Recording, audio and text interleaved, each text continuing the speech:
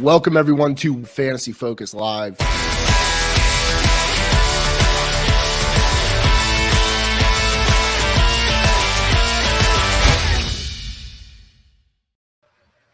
Hey everybody, welcome back to the Candlestick Kids Fantasy Football Podcast. I'm your host, Bobby LaMarco, and if you're watching us live on YouTube, we're on the Fantasy Focused YouTube channel. We're here at Saturday. Last week we had off, busy week. I get all that, but this week we're back at it for player trends, key injuries, and things you need to know heading into setting your labs for Week 12. We're also going to do a quick recap of the Thursday night Thanksgiving days, because the boss upstairs told me I had to. So we're going to talk a little bit about that real quick. We're also going to break down all the player trends that we're noticing over the last few weeks, a couple tidbits that we think will be helpful for waivers, players to pick up, players to drop, and or, players to start and sit for this weekend. And finally, we're going to also talk about injuries, key injuries to the defense, offensive line, other skill position players that we think is going to impact the game for your fantasy lineup. So we'll make sure we're breaking this all down for Week 12. Before we do that, let's make sure you guys are following us across the board. If you're listening on the podcast, make sure you're following us on YouTube at the Fantasy Focused YouTube channel. Make sure you're also catching our content on the Fantasy Football Network. And finally, if you're listening on YouTube, make sure you're following us on the podcast side at the Believe Podcast Network. And all these episodes are brought to you by BetOnline AG. Make sure you're following us across the board on Instagram and YouTube. All those avenues for the TCK Pod. Myself at Fantasy Football X Factor on Instagram, on Twitter at Bobby LaMarco. We got Buck59, we got Jordan, we got Ryan, we got the Fantasy Focus crew. Make sure you're following us across the board. So if you need content, quick content, follow my stories, especially. I'm constantly updating with injury updates and stuff like that. If you need those quick tidbits throughout the week, as soon as the news breaks from those Adam Schefters and Ian Rappaports of the world. But before we start going into our quick game, we're going to talk a little bit about Thursday Night Football. Let's just do a quick break. We're going to talk about one of our sponsors, BetOnline. And all our podcasts on the Bleed Podcast Network are brought to you by BetOnline AG. This episode of the Candlestick Kids is brought to you by BetOnline. All eyes are back on the gridiron, and his teams are back for another football season. And as always, BetOnline is your number one spot for all pro and college football action this season. With the new updated site and interface, even more odds, props, and contests, BetOnline continues to be your number one source for everything football. Head to the website or use the mobile app and sign up today and receive your 50% welcome bonus on your first deposit. Don't forget to use the promo code BELIEVE, B-L-E-A-V, BELIEVE to receive your bonus. For football, basketball, boxing, right to your favorite Vegas casino games. Don't wait to take advantage of all the amazing offers available for the 2021 season. BetOnline is the fastest and easiest way to bet all your favorite sports. BetOnline, where the game starts. All right, this Thanksgiving Day review from Thanksgiving is going to be brought to you by our Sunday Live Start Sit Show. We're excited to announce this Sunday we are giving away a jersey of your choice, folks. All you got to do is become a super chatter. Or if you don't have FanDuel, you have to use the link that we provide at FanDuel.com/fantasyfocused. You guys are going to be setting up your account on FanDuel. If you also want to become a super chatter, if you're following us on Twitch, on Periscope, on Facebook, and you don't have access to a YouTube account, you can also use the Venmo TCK Pod to get in. All you got to do is send us $1, whatever you want, to the TCK Pod Venmo account, and then we will send us your username. And we'll get you into the contest. The highest winner, most points on the week, will win a jersey. All you got to do is beat us. You got to beat the guys last week. Scott last week joined in. He won. He got himself a jersey. Scott, I still don't know if he got us your jersey size and all that. But make sure you do it. We're giving away a jersey, folks, for basically $2 to just join a contest, a chance to win. Test your luck on FanDuel with us, guys. And if you don't have an account, make sure you sign up with FanDuel.com/fantasyfocused, and we'll get you set up once you get that information. All right, let's talk about these Thursday night games. And, I'm not going to get too long-winded. Interestingly enough, my one tidbit is that all the away teams won, which I thought was interesting. The Bears, first game, take down the Lions 16-14 on a last-second field goal. Basically, there's a couple key takeaways for me in this game. First is David Montgomery, 20 touches, only mustered 74 yards in this game on those 20 touches. But this guy has a monster workload, and even after this week has one of the best matchups rest of season David Montgomery is probably going to flirt with being a league winner again this season. I love that usage. Darnell Mooney.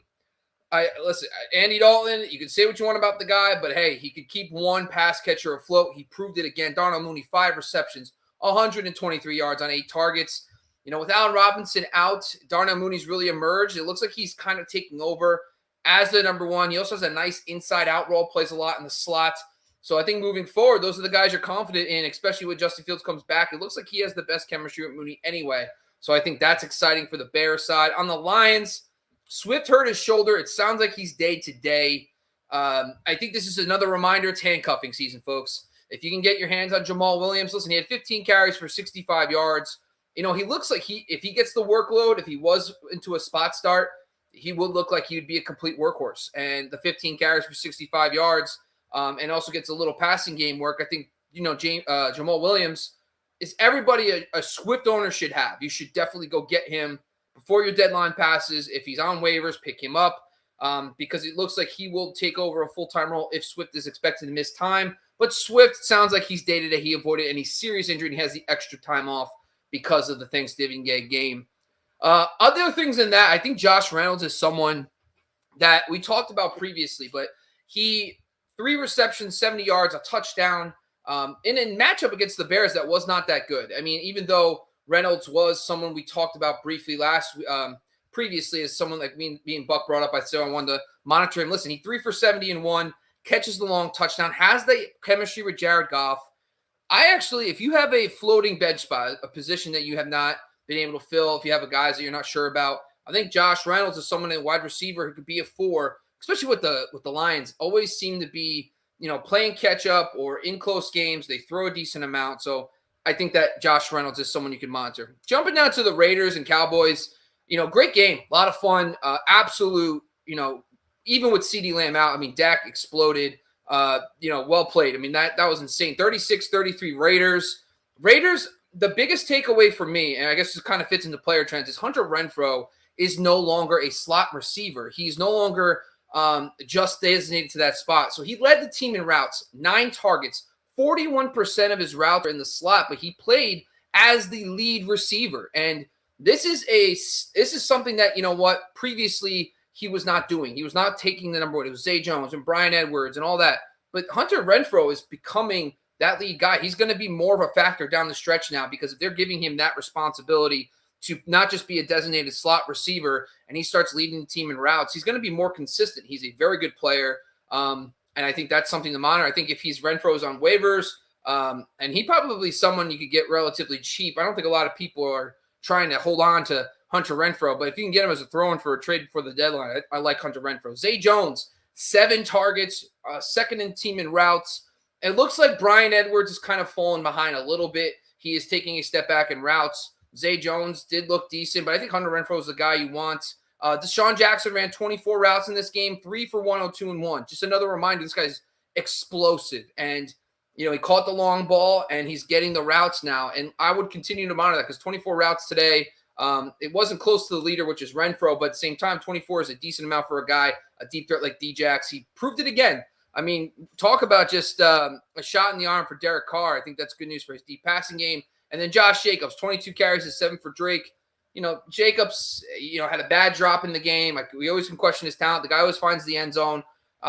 During draft season, it is what it is. He's going to probably be another 4th-round pick. He's probably a good 4th-round pick. I mean, as long as you're not taking Josh Jacobs in the first 2 rounds, the guy is steady as they come from a workhorse standpoint. Cowboys, not a lot to take away here. I think the good news is Gallup delivered. Cedric Wilson, which I wasn't high on this week, delivered a 100-yard game. Dak coming up big with no CeeDee Lamb and no Cooper. Dalton Schultz continues to produce when one of the guys or 2 of the guys are out. So I think that's exciting from a Schultz fantasy owner. We just haven't seen him do it yet with all 3 receivers on the field. Gallup and CeeDee Lamb and Amari Cooper will be back next week. They have a long layoff for the extra time, and Lamb almost made it this game. He's definitely going to be back next game. And the COVID list, Cooper should be back too. So the only notable news coming out of that game was that Zeke, they're talking about dialing back his touches. The Cowboys look like they're trying to make the push for the playoffs, and it's going to be tough to sit Zeke. But dialing back his touches and giving it more of a 50-50 with Tony Pollard makes a ton of sense, especially because of this knee injury. Pollard just looks like he has more juice. Tony Pollard, I don't know if you're in a shallow league, he might be worth scooping up because at this point, it sounds like they're going to be closer to a 50-50 timeshare in this one. Jumping down to the Bills and the Saints, 31-6. This game was atrocious. Biggest takeaway on the Bill side, Zach Moss inactive. You're going to look at the game and you're going to say, okay, wow, Devin Singletary, 16 touches, 48 yards. Matt Breida, though, 11 touches, 55 yards, and a touchdown. When you look at that on the surface, you're going to see, it looks like Devin Singletary was the lead guy. But when you actually dive into the numbers, it actually doesn't suggest that. In the first half of that football game, Breida had 9 of his 11 touches in the first half. Singletary only had 6 touches. That to me is the hidden layer of this 31-6 route, because you look on the end of the result and you're thinking, oh, wow, Singletary was the lead guy, but it wasn't the case. When the game was in the first half, Breida actually had the more touches. I think he's a must grab. I mean, we've seen it with the 49ers. This guy, when he gets you that 15 touches, he's electric. Granted, he's very injury prone. I know that, but at the same time, when he's out there, he looks really good. They are not going to ask him to take 20 touches in a game. He's going to probably get you closer to that 15. He had 9 touches in the first half. And if that game was anything close, who knows? He could have gotten close to 18, 20 in that game. He just looks like he has more juice. I tried to scoop him up in every one of my leagues. I suggest everyone does that too, especially heading into the next few weeks. There is a couple notable bye weeks coming up, over the next few games. So I think Matt Breida could be a fill-in until the playoffs start. And who knows? If he takes over that role, it's just based on the trends. You got to follow it. I think Matt Breida is a pickup, in my opinion. Stefan Diggs, listen, this offense has now, early on in the season, it was Emmanuel Sanders, a couple weeks of Dawson Knox, a couple weeks of Cole Beasley, and Diggs kind of, in the beginning of the year, kind of floated through. Wasn't a dominant number one that we thought he was, but now he's becoming the dominant one. 9 targets. The next highest guy was 5. Talk about stretch run receiver. I mean, I think Diggs is going to really help people win fantasy titles and rest of season. After that, really, it kind of just got jumbled up. I mean, Beasley had 5 targets, 5 receptions, had his Beasley-esque game 5 for 40-ish range. But after that, too, Knox, 3 catches, but he caught 2 touchdowns. So I understand that Knox doesn't have the yardage yet in the catches, but he finds the end zone. Then when they get down there, he's giving them the shot to catch Josh Allen looks for him. So I think Knox is going to be kind of taken away from Beasley and taken away from Emmanuel Sanders. At this point, you can't rely on those 2 guys. I think Beasley in a PPR is kind of that high floor, no ceiling type play with Knox in the lineup. But I think Emmanuel Sanders at this point, you're never going to know when you can start him. He can be dropped most leagues. On the Saints side, Deontay Harris is going to be suspended for the next 3 games, potentially. But one of the guys that I actually liked in this game is Tre'Quan Smith. I know the Bills matchup was terrible, and it does not look good for them. And listen, we could sit here all day and talk about Trevor Simeon. Come on, Trevor Simeon is not going to make Deontay Harris, Marquez Callaway, and Tre'Quan Smith and a jumble Nick Vannett at tight end work. I'm sorry. He doesn't. Trevor Simeon isn't a guy who's going to elevate talent. And when you don't have talent, what do you expect this guy to do? It is Taysom Hill time. It should be. This guy offers that special element. It sounds like he's dealing with a little bit of a foot issue still. It's lingering. But I think at this point, Trevor Simeon, whether you want to blame him or not, it doesn't matter. It's not working. So you got to, I think Taysom Hill is someone that I want to watch out for during early on in the week. See if he's going to start getting more reps to the first team, because it's Marcus Callaway, Tre'Quan Smith. Those kind of guys are not going to make it work with Trevor Simeon. They are not talented enough individually to elevate Simeon, and it's just showing on the field. They are just constantly falling behind big, not working. But I think Tre'Quan Smith is someone I'm going to monitor. Primary slot receiver, leads the team in routes. Listen, the 4 for 31 is not great, but he played the Buffalo Bills in a trash game. I think in better matchups, Tre'Quan Smith is starting to earn the trust and becoming that lead number 1. I think he's someone that we can look at in soft slot matchups moving forward as a potential wide receiver 3/4. All right, so those are all the game previews. A quick detail, real run through right there. Once again, these game previews are brought to you by our Sunday live start sit show. Make sure you're joining us tomorrow, Sunday live, 10 a.m. to 1 p.m. Eastern. As a reminder, we're doing the FanDuel Challenge, folks. If you're on here, all you got to do is become a super chatter. We'll get you set up with the FanDuel account. If you do it through the FanDuel.com/fantasyfocused, we'll get you when you send us your username. We'll get you set up. All you got to do is become a super chatter or sign up for FanDuel through our app. We'll get you set for the jersey. Go into jersey, essentially for $2, people. For $2, we'll get you into a contest. You can win a jersey and also test it out. You win a couple of bucks here and there. If you fill up the account contest, we will. And also, as a reminder, all of your donations from the Sunday Live show are brought to you by Good Sports. Good Sports is a charity organization that donates equipment to help underprivileged communities help kids play sports. 27,000 kids and 500,000 children have been served so far with equipment to play sports. We donated $100 last month of October. We're hoping to get close to that again, hopefully for November. So make sure you're joining us Sunday Live. Help us hit our goal of $100 to donate again. Now, really, why we're here, folks, we're here to talk about some key injuries. We're here to talk about player trends. And the key injuries and player trends is brought to you by our partners over at Care Factor. And we're going to jump to a quick commercial break with Care Factor. We'll be back right after this. Hey, TCK Potters and Fantasy Focus community. Are you looking for options for hair loss? There are many options out there for treating it. However, most products treat the cause, such as DHT, and don't do much to support the growth of new and stronger hair. It's like removing harmful weeds from your lawn, but not doing much to fertilize the grass. That's why the Fantasy Focus and TCK team has partnered with Care Factor. Care Factor saw this problem and focused their research on finding just the right combination of biosynthetic growth factors and an innovative delivery system to promote fuller, stronger-looking hair. So whether you're a listener who suffers from various forms of alopecia or even stress-related hair loss, the Care Factor treatment is the perfect scalp-friendly solution that can help and influence stronger and healthy hair throughout all stages of the hair life cycle. And now, exclusively for TCK listeners, use the promo code TCK at checkout to get 15% off all products at shop.mycarefactor.com. That's shop.mycarefactor.com. Care Factor, skincare for hair.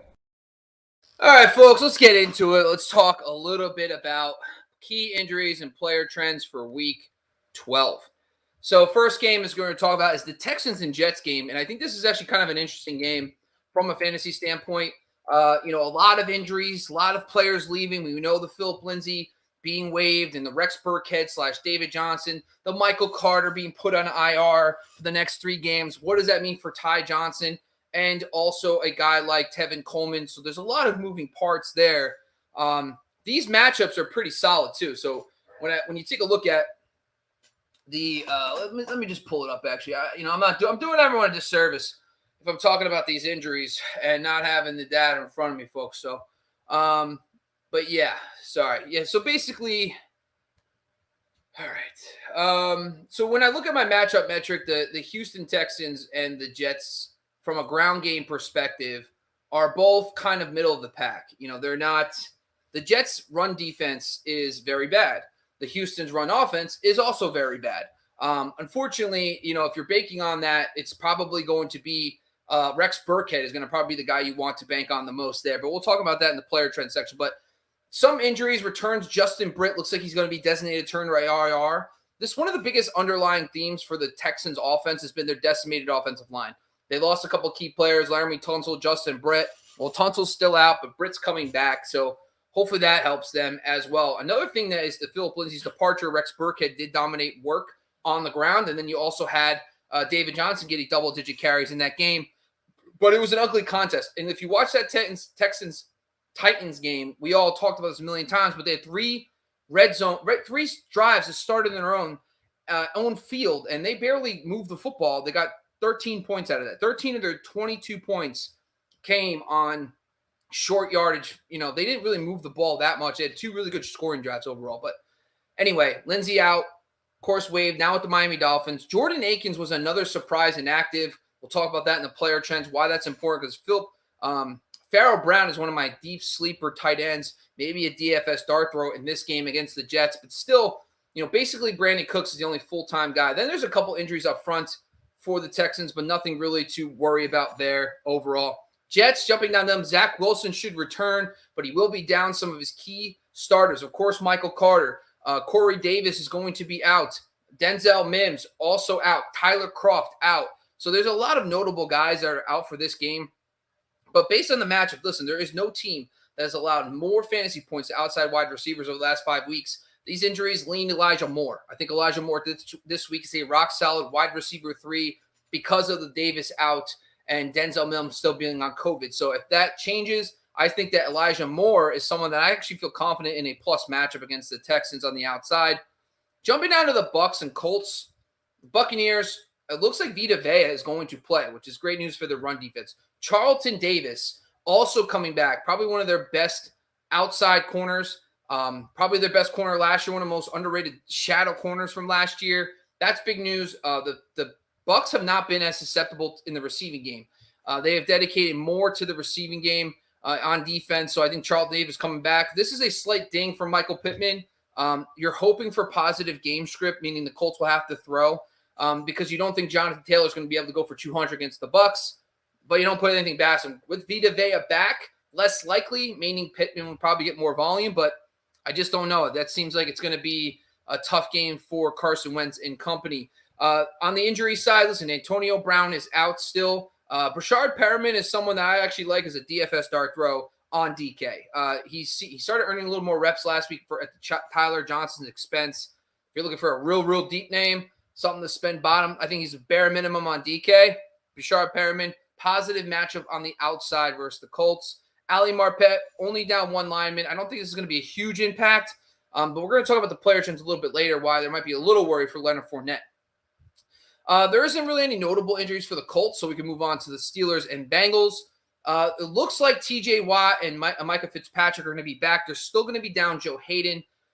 This is better news for the skill position players on the outside. I think Jamar Chase is the one guy that you feel comfortable with, even when he's not catching deep passes. He's finding the end zone. T. Higgins, I think, is bumped back into the borderline wide receiver 3 range with no Joe Hayden in the lineup.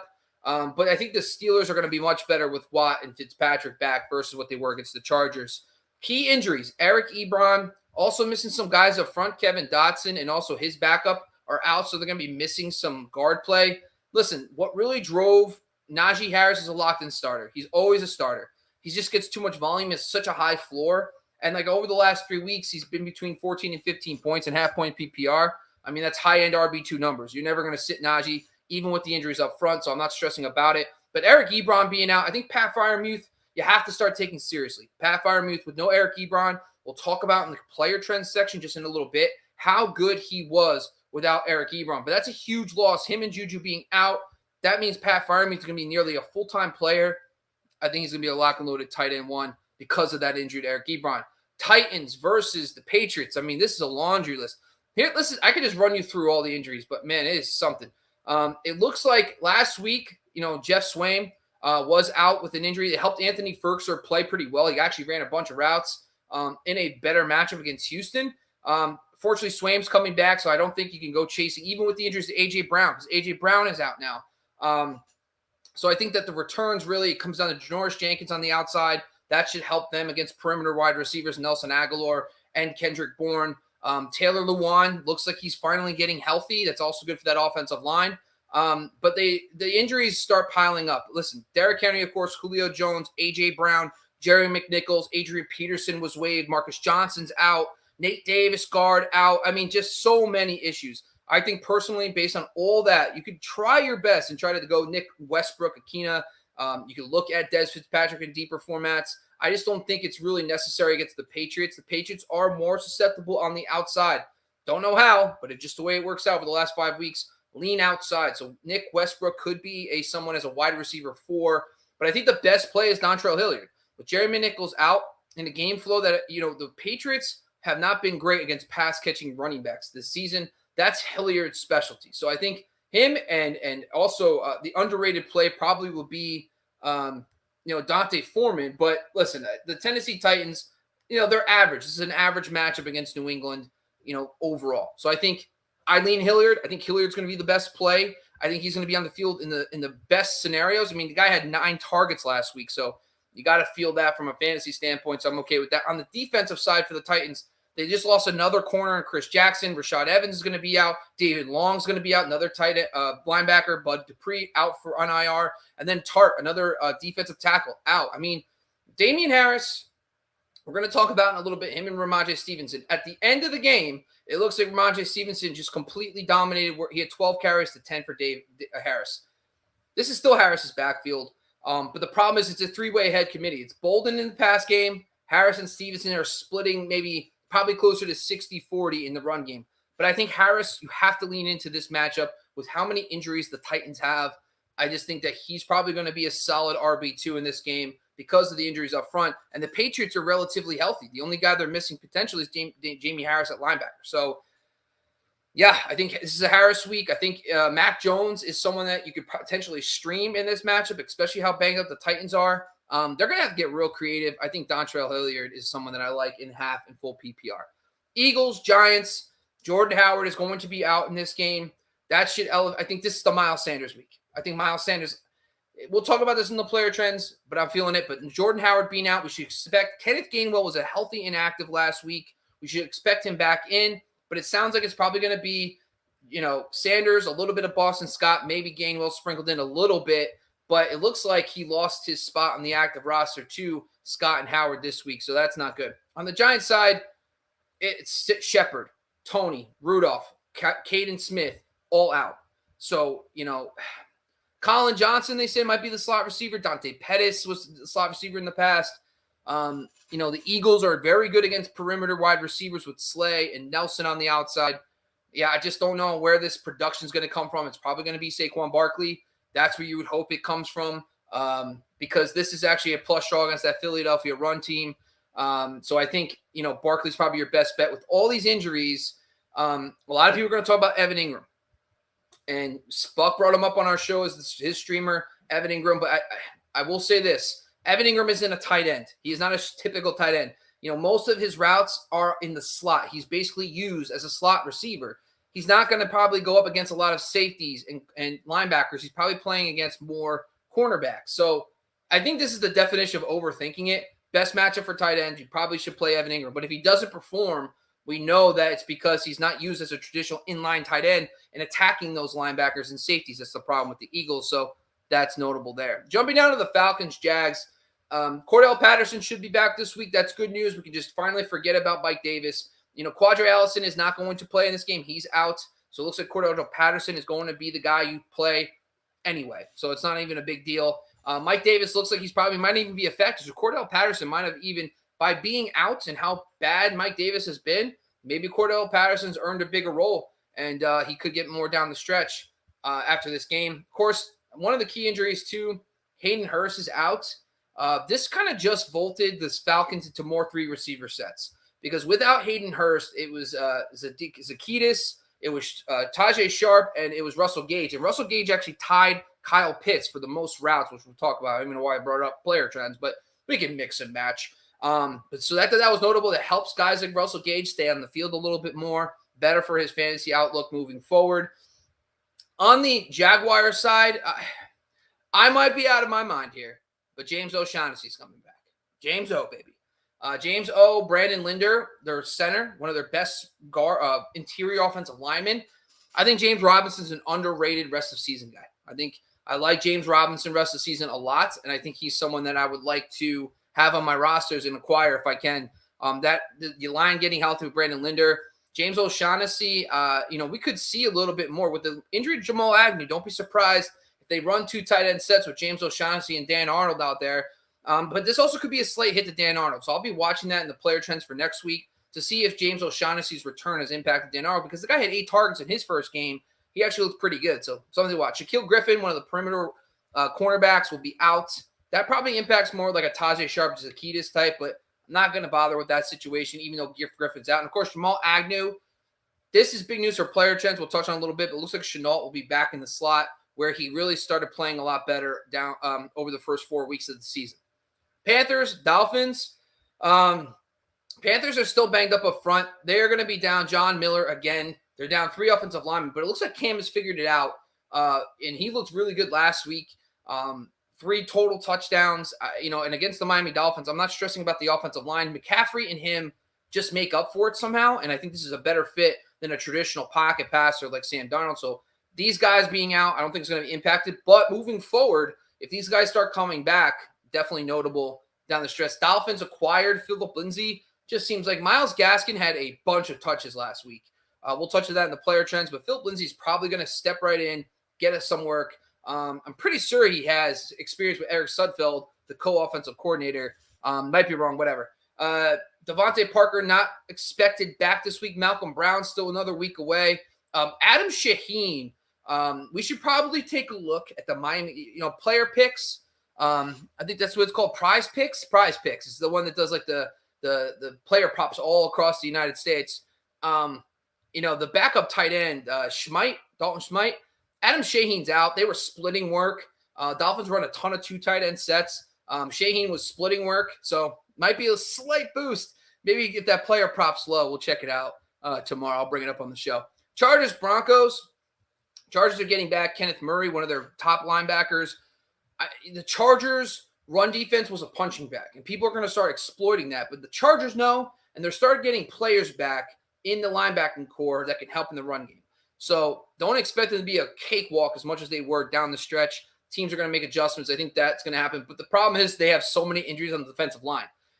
3 defensive linemen are out. They're also going to be down safety Gilman and Asante Samuel. Asante Samuel Jr. has been one of the best corners for them on the outside. That's a boost for Tim Patrick and Cortland Sutton. Sutton has not performed since Judy's been back, but there's something grilling. I mean, I think he's a great contrarian DFS dart throw this week because I really like the matchup with Asante Samuel being out for Cortland Sutton. But Tim Patrick in season long seems like the safer bet because of that injury. Broncos getting back Bradley Chubb and also Mike Purcell. So their defensive line is getting healthy, as that's good news for them. Could be a slight impact for a guy like Austin Eckler in this game, but you're not sitting Eckler. The problem for the Broncos is going to be their offensive line. Garrett Bowles, Graham Glasgow, and Bobby Massey all looking out again. That's going to be tough for them to capitalize. We just saw what happened to them against the Eagles a couple weeks ago. The Eagles took advantage of that, banged up the offensive line. Listen, the Chargers have Joey Bosa and company. I just don't know if I know having some of the injuries up front for them could be helpful, but 3 offensive linemen is a problem. Chargers DST could be a dart throw use if you want to use them in DFS. Could be something with all those injuries and Joey Bosa and company. They're also going to be down Kareem Jackson, their safety. Bryce Callahan, slot cornerback, is out still. That's something to watch because that affects the deep passing game chemistry for the defense. That could help Mike Williams. So I think Mike Williams in this scenario gets a slight boost because of that Kareem Jackson injury. Bryce Callahan being out in the slot, forget about it. You're rolling with Keenan Allen because of that injury, of course. Rams, Packers. Listen, Robert Woods being out, I think everyone freaked out about Odell's production. That's insane. The guy signed on Friday. Then you expect him on Monday. They were talking about on the telecast constantly that Odell Beckham was not ready for hurry-up offense. And the Rams were down most of that game. They ran a heavy hurry-up offense. They wanted Odell on the field, but they couldn't get him on there because he doesn't know the signals yet. He was there for literally 2.5 days before the game. Now the bye week, they have 2 weeks to get him up to speed. Odell's got a tough – the Packers have been a little more susceptible lately outside. Jair Alexander's not coming back. Kevin King's still banged up, but they have used different guys in the secondary because Kevin King, banged up, has not played well, and Jair is out. So I think Odell, to me, is a wide receiver 3 this week, and you could probably use him. I think if you need some juice in your lineup, he could be someone that makes a big play. He's going to be much more apt to playing this week. He's not going to continue to play part-time role. That was just a 1-week thing, but it's still going to take a little time. Maybe not this week, but the next week, the following during the fantasy playoffs, we might be able to use some Odell. On the Packers side, Alan Lazard should be back. Rashad Gary should be back. Aaron Jones is questionable. Who knows? He's practiced limited all week. I have so much Aaron Jones. I don't even know what to say if he plays. Great. Hopefully it doesn't kill me when he gets 8 points because he's banged up. The injuries for the Eldon Jenkins is out and David Bakhtiari is not coming back. So slight ding for that Packers offensive line. Eldon Jenkins is a very good player, but David Bakhtiari should be back, and the bye is next week. So I think it doesn't make sense to play Aaron Jones personally, but we'll see. Vikings, 49ers. Talk about a team that's really banged up on the defensive line. Everson Griffin on the NFL list because of the situation with his mental health. Hopefully everything works out for him. Dalvin Tomlinson also out. Mike Pierce out. Daniel Hunter out. Kenny Wilkins out. That's 5 guys on the defensive line out. I think if Elijah Mitchell's in, he's in. He's in everywhere. I mean, talk about the 49ers run game against a banged up Minnesota offensive line. I mean, talk about wheels up. if Elijah Mitchell does not play, I think Jeff Wilson is that post-hype guy. Everyone loves Jeff Wilson last week. But listen, the Jaguars are a pass funnel defense. They are much better against the run than the pass. That is not the case for the Vikings. You could definitely roll with Jeff Wilson if Elijah Mitchell is out this week. But it sounds like Mitchell should be back. D Ford, Dre Greenlaw. Looks like some reinforcements for that 49ers D. Underrated play. I think the 49ers defense is getting healthy. They start looking better. They shut out Dan Arnold last week. So who does that, right? Forget about it. Injuries for the 49ers.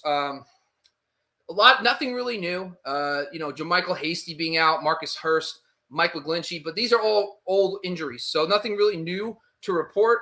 So we kind of know what we're getting from the 49ers. Hopefully Elijah Mitchell comes back. Browns, Ravens.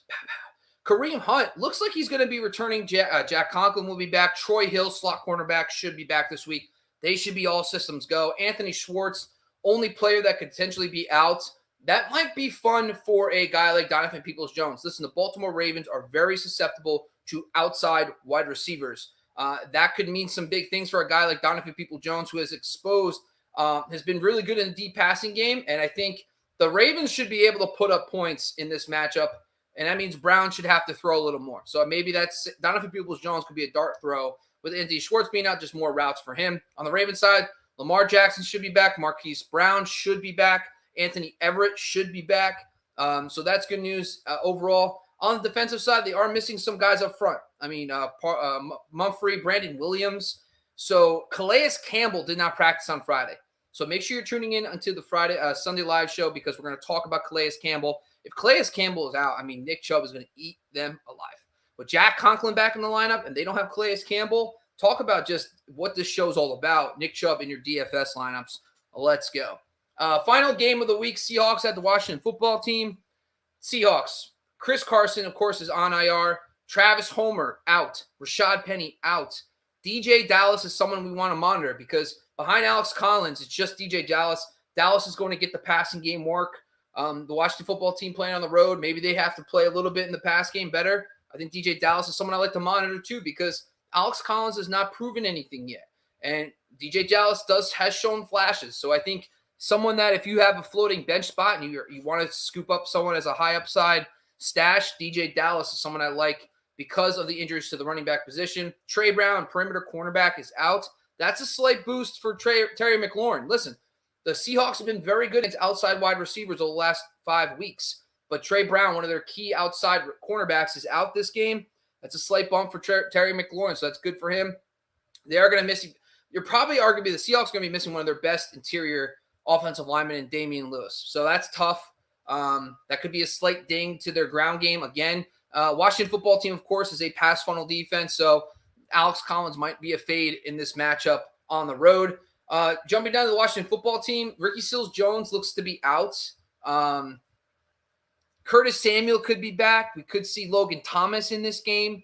But if it's no Logan Thomas, no Ricky Seals-Jones, that brings up the backup tight end again. And the guy got some work, but he ran a bunch of routes. The Seahawks might be an okay matchup for him. So that could be a dart throw too. But overall, it's the Washington football team. It's a lot of maybes. We'll see if Logan Thomas is activated and Curtis Samuel plays. Ricky Seals-Jones does look doubtful, though. But they are missing some key guys up front.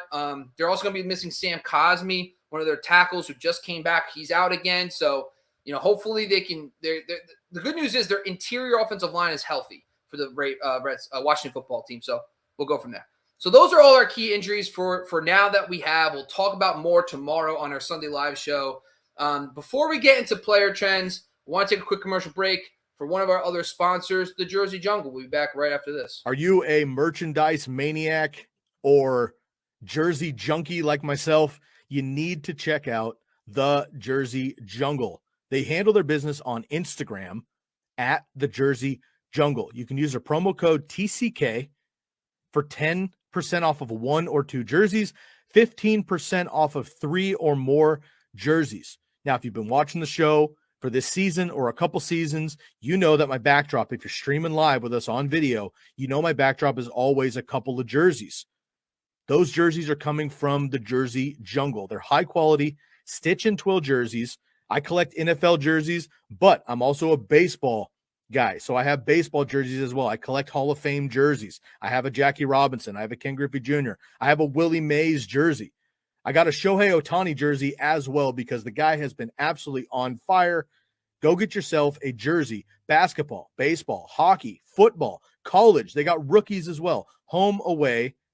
They have customs. They have camouflage. Whatever you're feeling, retro jerseys from any sport. Go hit up the Jersey Jungle on Instagram. DM the Jersey Jungle. Use the promo code TCK for 10% off of 1 or 2 jerseys, 15% off of 3 jerseys. These are already half price that you're going to find on the website. They're high quality, stitch and twill, game authentic jerseys. Go check them out. The Jersey Jungle on Instagram. Let's start diving into some player trends for this week, week 12, that we want to know heading into our matchups. So right off the bat, we'll run through these real quick.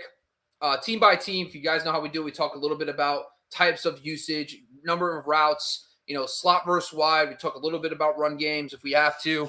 But overall, we're trying to identify trends that we like so we can either pick up players, drop players, or start players based on these trends.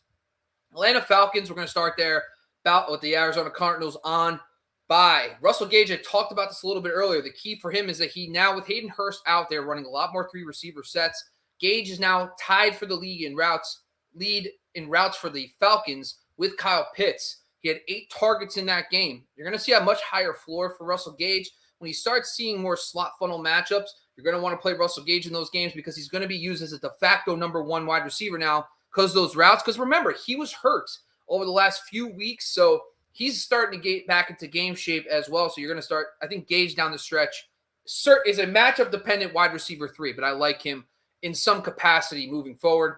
On the ground, I know Audrey Allison, a bunch of people are excited about this, and it could be possible if Allison, Patterson, and Davis are all in the lineup. Davis might be healthy and inactive down the stretch if they like Allison behind Cordell Patterson. But my biggest takeaway is that Allison might have earned some snaps, but Davis being gone means that Cordell Patterson's going to be the guy when he comes back. So I think he's going to be a solid RB2/flex play down the stretch. The Ravens, when it really comes down to it, Marquise Brown has been out. We have not seen a game yet where it's Marquise Brown, Watkins, and Bateman all in the same lineup. We have not seen that all year. We could get it this week. I am extremely interested to see what that means, though. Is that going to be Bateman in the slot? Is that going to be Brown in the slot? We don't know. We'll see. But that's what I think is notable. The other thing is Lat Murray came back. And listen, Devonta Freeman was the lead back at the end of the game when you look at the numbers. But neither guy was that involved from a route standpoint. So if you look at the routes, 43 for Mark Andrews led the team. Devonta Freeman only ran 21 routes to 10 for Lat Murray. So under 50%. That's going to make it really tough to trust them in the pass game, especially when Lamar comes back. I think that's going to be notable. I think he's going to start utilizing those 3 receivers with Mark Andrews. The other thing is when you look at the carries. So in the first half, it was 5 carries for Lat Murray, 6 for Devonta Freeman. Then at the end of the game, it went 16 carries for Freeman to only 10 for Lat Murray. So in the first half, when the game was relatively close and they weren't playing catch-up, it was actually a 50-50 split. I think this is a tough sell for Freeman owners moving forward. But at the same time, it's nice to see him get that 16 carries at the end of the game. But I think I'm going to take a wait-and-see approach for this week with Lamar back and company to see if that continues. Because Lat Murray does look a little bit better as a pure runner this season. Let's talk about the Bills real quick. I talked about this earlier, but the 9 carries in the first half, 9 touches to 6 in the first half for Breida versus Singletary. Breida is someone I want on my teams. I want to stash him. I want to see what this goes. This kid's got juice. He looks better than everybody else. And it looks like at the end of the game, Singletary was the lead guy. But if you look at the first half when the game was not close, but more competitive, it was actually Breida over Singletary, which I think is interesting. So I want Breida as a stash on my teams moving forward. Panthers, it's the DJ Moore show, but with Cam Newton now in the lineup and CMC back, the offense is moving forward. They're actually getting more scoring position. That helped Anderson score a couple weeks ago. But the other interesting nugget about Robbie Anderson is now playing more in the slot. 60% of his routes were in the slot. 80% of his targets were in the slot last week. We talked about this prior to this season. Yards per route run. He was top 5 in yards per route run last year in the slot. Anderson could be a nice big slot down the stretch. We'll see what the Cam Newton development in the passing game is because that's the next step. And this week, They play the Miami Dolphins, who are a slot funnel defense. So Robbie Anderson was in my article I wrote for Razzball. Make sure you're checking that out on football.razzball.com, my slot versus wide analysis, where I break down the best slot and wide matchups every single week. Little selfish plug. All right, jumping down to the Bengals. The one thing I'm going to talk about with Tyler Boyd, I can't give him up. I know. When you like a player preseason, you try to find reasons to keep liking them, right? So, this is just an observation I made because I watch Boyd a little bit closer than I watch most people. And Boyd, the biggest problem for Boyd was that he plays the slot, but most of his targets were going out wide. So it was a weird way. They were basically using him out in the flat, and then they would run crossing routes for Jamar Chase. Well, now they're taking that away because that was hitting on so many big plays for them. And now Boyd is starting to be used more in the middle of the field again. And we saw his targets last week, 50% were in the middle of the field. Prior to that, it was only 21%. That's big because Boyd is that's where Burrow likes to throw, middle of the field. That's what he talked about preseason. Boyd, I know we can't go run it out. I actually think Pittsburgh's a decent matchup for him, but I know, listen, he's a stash just to see if this continues because it could be a thing. I just hope it's a thing. I hope it just does me real good in the second half of the season. All right, jumping out of the Broncos, passing up on a couple teams here. Jumping out of the Broncos, it's the Gordon Williams situation. And the one thing I will say this, whether you're a Gordon person, most people are Williams guys.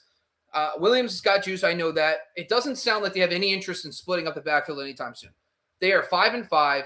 They are right in the hunt for a playoff spot. They are not going to just sell Gordon down the drain. They want to keep him healthy. They want to keep Williams healthy.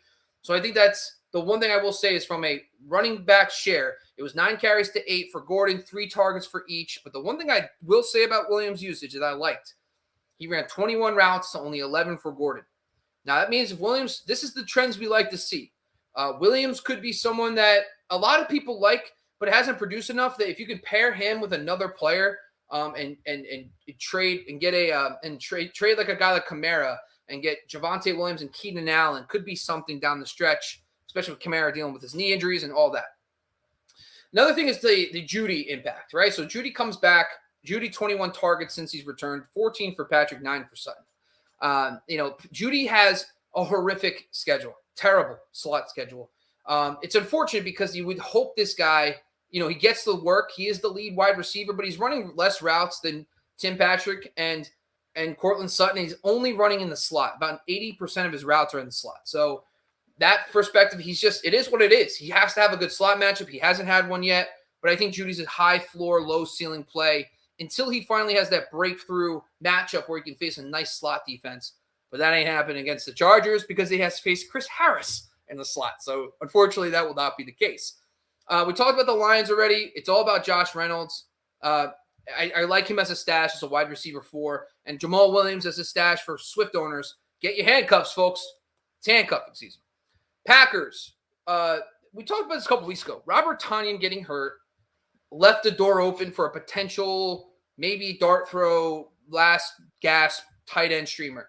And Diagra, whatever his name, Hosea Diagra, only ran around on 53% of Devontae Adams' routes last week. But he did score a touchdown. And that's where Robert Tonyan made his hay. And this guy, if he continues to see rest, because Tonyan ran about weeks 1 through 7, ran a route on 74% of Devontae Adams' routes. So in my opinion, if Diagra can earn a bigger share, let's monitor that because this offense, the Matt LaFleur offense, the Kyle Shanahan offense, loves tight ends. And if this kid could continue to develop and make a bigger share, listen, he found the end zone last week. This could be something down the stretch. Texans. Nico Collins is still the number 2 in routes, but with Tyrod Taylor, he tends to lean on his veterans. We saw it with Chris Connolly. He was number 2 probably on the team. 4 targets. I also talked about with Jordan Akins as a healthy and active. Farrell Brown ran 18 routes to 27 for Cooks in a weird game. That game against the Titans made no sense. It was a very weird game. But now against the Jets, could be a little more open, a little more flow, a little more game. If Jordan Akins is out again, Farrell Brown is someone I like as a streamer this week at DFS Dart Throw, probably dirt cheap because of his usage with no Jordan Akins. David Johnson versus Rex Burkhead. David Johnson, 16 routes, 6 for Burkhead. The Jets doesn't profile as a game where the Texans are going to be down big, so this leans a little towards Rex Burkhead. But if you look at the carries, It was 2 carries for Rex Burkhead in the first quarter, 4 for Johnson. And then the rest of the game was 16-9. So early on in the game, it looked like they were trying to go David Johnson, and David Johnson just wasn't getting it done. And then they flipped to Rex Burkhead, and Burkhead looked better. You could tell in the first quarter they tried to go more David Johnson. They gave him 4 carries. The rest of the game, he finished with 9. Burkhead had 2 carries in the first quarter. He finished the rest of the game with 16. So I don't know. I think Burkhead's a better runner. David Johnson just doesn't have it anymore on the ground. Decent pass catcher. I think this week you lean Rex Burkhead of the 2. Colts, it's really just come down to Marlon Mack being inactive. Jonathan Taylor in routes now, though, in games where they're leading or competitive with this type of offense, Taylor becomes the lead back in the pass game, too. 14 routes, only 5 for Nyheim Hines. So I think, listen, Taylor, it's just Jonathan Taylor season, folks. Grab on and go enjoy the ride. Jack Doyle versus Mulally Cox. I want to bring this up because this week the Colts have a very tough wide receiver matchup for Michael Pittman. Jack Doyle, in those competitive games, is the preferred guy. So he had 14 routes to 7 for Mulally Cox for Doyle versus Mulally. So I think when I'm walking at that, if you're going to take a dart throw on a guy this week, if you want to get real crazy, that Jack Doyle is probably the guy you lean towards because he is getting more of the routes now that he's getting healthier too. But I think I just had to put something there. Let's just take it that. Jumping out of the Jags, Marvin Jones is the clear number 1. There's no doubting that. But Laviska Shenault has entered the realm of you want him on your teams. No Jamal Agnew puts Laviska back in the slot. The key there is because they have other players they play on the outside that Laviska goes back into the slot. He was second in the team in routes and also led the team in slot routes last week with Agnew out. Weeks 1 through 4, he was so much better than he was since the injury to DJ Chark. This is where Laviska needs to be. And I think this is the matchup. He's playing Atlanta this week where you could play him as a wide receiver 3 in this matchup. Dan Arnold, no targets, ran 24 routes, so was second on the team. Kind of a fluke. San Francisco was a below average matchup. He has a slightly better matchup against Atlanta. Atlanta's worse against receivers. So you would want to play Marvin Jones and those guys. But I'm telling you now, James O'Shaughnessy, look out. Dan Arnold owners, you might want to be put on notice. You have been warned. Jumping down to the Raiders, we already talked about. So the Chiefs, I'm not going to pass it. The Chiefs, CEH's return. He had 15 routes to 25, 2 targets to 3 to Williams. So Williams still edges him out in the receiving game. But 12 carries to only 5. So it's CEH in close games. He's going to get the carries. But it seems like they still trust Williams more in passing situations. Something worth monitoring. But the Chiefs' defense is the key. They are playing a lot better now. And that's going to help CEH continue to get the 12, 15 carries that he needs to be fantasy viable. Plus, he looked good. He looked really good on the field. So I think CEH is good and set up for the stretch run after the bye. Byron Pringle ran the 3rd most routes behind Hill and Kelsey. Now, it doesn't show up in the box sheet because everybody else fades in, but Mecole Hardman only ran 8 routes on the day, and Pringle was up in the mid-20s. And Pringle was ahead of Josh Gordon. He was ahead of DeMarcus Robinson. He was ahead of Mecole Hardman. And in games where the Chiefs are going to be in bigger shootouts, the wide receiver, too, could be notable. So I think Byron Pringle, if you're in a deeper format, could be someone you stash on your bench to see if he can continue to earn targets with the newfound usage. Raiders, we already talked about this. It's all about Hunter Renfro. The fact that he leads the team in routes, we talked about this. I think that's the key takeaway from them. Rams jumping down them. I think it's OBJ. I think this is the transition week. I think he's going to be more productive. I think he's going to be on the field more. I don't know if I'm going all in yet, but I think he's a usable wide receiver 3 if you need him. If you're a Hill owner and you've got to throw in a bench wide receiver this week, I think OBJ should be fine. I think this is the week. I mean, the Packers have been susceptible out wide over the last 5 weeks. Jumping down to the Dolphins, the signing of Phil Lindsay is scary because Myles Gaskin had 23 carries last week. He's going to be productive with that level of carries. So I think Phil Lindsay, I am going to monitor this because Phil Lindsay's got juice. He's a good player. But Gaskin just wasn't doing enough with that work. So this could be a sign of things to come. We could see Phil Lindsay eating into that. That can make Gaskins fall out of that RB2 flex range if he's not getting this level of usage. But the usage is key. 23 carries is nothing to snuff at. All right, let's just do a quick commercial break. We just ran through a bunch of stuff here. So I'm going to do a quick commercial break. And we're going to do a one for Bomb Banana Hot Sauce, and we'll be back to finish up player trends and get some of your questions right after this. Want to introduce you to our newest sponsor, Bomb Banana Hot Sauce. They're a brand new banana-based hot sauce founded by 4 University of Michigan grads. Shouts out to the Wolverines. Their sauce is an absolute must-have at any draft or watch party. Put it on nachos, pizza, wings, or literally any dip, and you will never be forced to eat boring party food again. I promise. The sweet heat and the chili banana combo provides a truly delicious restaurant-quality flavor.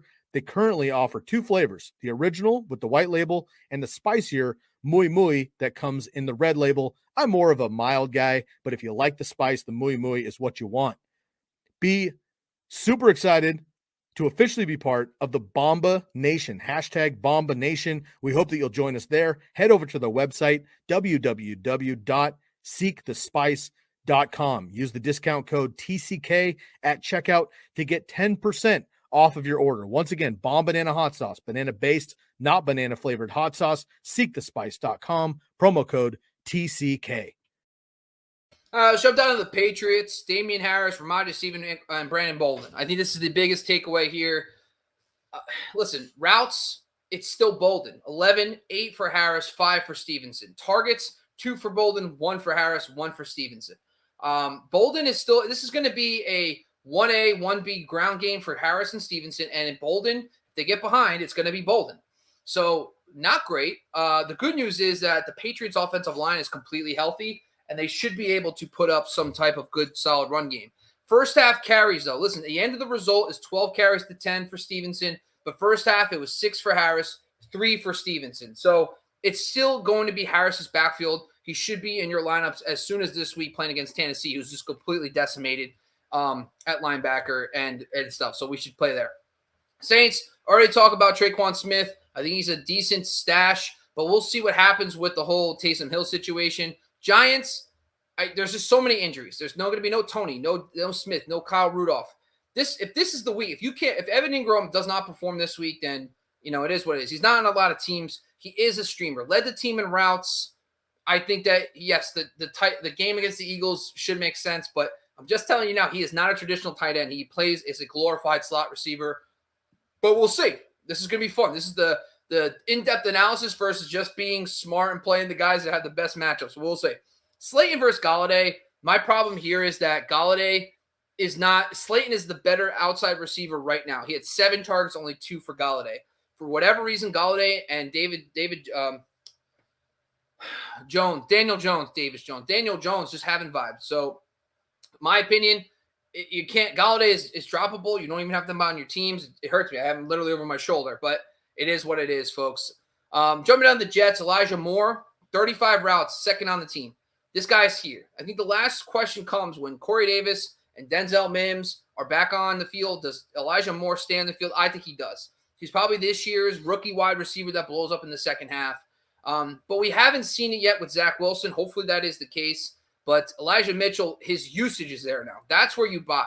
He was still a part-time player a couple weeks ago, but now it's the usage. So second in routes, 35 routes last week, just behind Corey Davis. But now no Davis in a plus matchup. I think Elijah Moore, great wide receiver 3. Ty Johnson, I know the question with Michael Carter and Ty Johnson and all this stuff and, who to play and all that. But listen, when it comes down to it, the running backs ran 28 routes combined. So Ty Johnson, Michael Carter, and Coleman versus 41 for Davis. So even if you compile all the running backs, they are still not even up there, but ahead of the receivers, just ahead of the tight end Ryan Griffin. So I think that from that perspective, the targets are not going to be as extreme. Listen, Zach Wilson is not a check down monster like Mike White was. So I think that is why when you're looking at the splits, in the first few games with Wilson, there was 26 targets in just about, I think it was 4 or 5 games with Michael Carter and Ty Johnson. So I think I lean Ty Johnson. I do think Ty Johnson makes sense. I'm not running out to start a Jets player. I don't think this is tough because I know we're all in the pinch. Houston is a good matchup. But I would lean Ty Johnson. He's shown the juice. And I guess Wilson, I guess I just lied. I think the narrative was Wilson didn't use his running backs. If you look at the numbers, Wilson did use his running backs, 26 targets in the first 5 weeks. is not bad between Carter and Johnson. So maybe something's there. Eileen Johnson in this matchup. Jumping down to Eagles, Miles Sanders / Boston Scott. So with no Jordan Howard, I think a lot of people get all worked up about how the running back share. Forget about running back share. He had 16 carries, Miles Sanders, last week. That's the most he had all season. So you could talk about his shares early on in the season. It doesn't matter. They are so much more committed to the run that even when he split work with Jordan Howard, he had the most carries of the year. It's Miles Sanders time. If you've cared about Miles Sanders as a person and you want him to be good, this is it. Like, he's got to perform. This is the week. No Jordan Howard. Get him in your lineups. Forget about it. Boston Scott did still lead them in routes, though. He's still leaning a little Boston Scott 15-11. So I think Sanders is going to still split the pass game, where Kenneth Gainwell also is going to probably be more involved than Jordan Howard was, because Jordan Howard doesn't have a target. So that's another thing. So Miles Sanders will have to get it done on the ground, but he was able to rush for 100 yards nearly against the Saints. So I think it's time. Dallas Goedert, it's Dallas Goedert season. I feel bad. I have not offered any Dallas Goedert. The matchups he's played so far, Denver, New Orleans, are some of the tougher matchups for tight ends. After this from this week forward, he plays the Giants twice, the Washington football team twice, and the Jets. All plus matchups for tight ends. Dallas Goedert basically runs the second most routes just behind Devonta Smith. It's it. Like, I don't know if I got to ask. I feel like we all should be asking Dallas Goedert owners what they want for Dallas Goedert. It's coming, folks. His breakout. He's going to help win fantasy titles. Steelers, it's Pat Freiermuth time, folks. No Eric Ebron. So let's talk about him with Eric Ebron out. In the 2 games without Eric Ebron, 9 for 87 and 3 was his stat line in those 2 games. Second on the team in targets with 12. Third on the team in routes at 74% of Deontay Johnson's. This guy is going to be solid rest of season. They have no Juju. They have no Ray McLeod now. It's going to be Pat Freiermuth in that tight end role with Eric Ebron. Enjoy the ride, folks. It'll be a fun one. 49ers, Brandon Ayuk led the team in routes, and he led the team in targets. Listen, Debo does this little hybrid running back role, which helps them. But they're manufacturing touches for Debo that doesn't impact Brandon Ayuk in low pass volume games. Jimmy G barely threw the ball, and he had 7 targets. This is time. Brandon Ayuk against Minnesota this week. All in on Brandon Ayuk. Get him into your lineup. Seahawks. Gerald Everett's the guy I want to talk about. We brought this up a couple weeks ago. Gerald Everett, 23 routes to 28 for the main 2 receivers. 4 targets does not sound like a lot. I know they've been struggling, but Gerald Everett is now a linchpin in that offense. If you don't have if you couldn't get Pat Freiermuth on your team and you're struggling at tight end, if you couldn't get like a Logan Thomas off waivers, Gerald Everett is one of the guys I want to pick up. I'm actually considering dropping Dan Arnold, picking up Gerald Everett, because I just feel that Russell Wilson's going to only get better, and now he's going to be locked in as that number 3. So I think he offers a different element than DK Metcalf and Tyler Lockett, and he's slowly becoming a full-time player, and he's completely put Will Disley behind him. So I think he's a guy I want. The other guy is DJ Dallas. He became the pass game role. Travis Homer's out. Rashad Penny could be on IR soon. Chris Carson's not coming back anytime soon. DJ Dallas. So I think 12 routes to only 4 for Collins. In the games, in the higher scoring games where they need more passing, you could see DJ Dallas become a PPR asset down the stretch. But listen, Alex Collins, 10 carries to 4 last week for DJ. So I think it's still Alex Collins, but I'm not feeling him anymore. I think DJ Dallas is someone I want to pick up, maybe less than Breida. I want Breida, but if you can pick up a guy this week, DJ Dallas is the guy. Buccaneers, Leonard Fennett. He did run a bunch of routes, 31 routes to 44 for Mike Evans, 6 targets on the week. The problem is in the run game, there's a reemergence of Ronald Jones. The Leonard Fournette have not been doing well on the ground anymore. They gave 8 carries to Ronald Jones to only 10 for Leonard Fournette, and 6-5 in the first half. So it wasn't even a game flow thing. It was already known that they needed juice in the ground game. It's a Ronald Jones thing. So right there. Titans. No A.J. Brown, no Julio. It's a decimated out there. So Des Fitzpatrick led the team in routes, 6 targets. Nick Westbrook ran 38 routes to 46 for Fitzpatrick, 7 targets, 100 yards. He looks like he's probably the guy you want to play this week if you were going to use a Titans wide receiver, but I'm not taking any of them. Anthony Firkser ran 37 routes, 7 targets, but listen, that was no Goff Swaim. Swaim will be back. I think that's a problem for Firkser. I'm not going to bother with that. Dontrell Hilliard, 37 routes last week, 9 targets.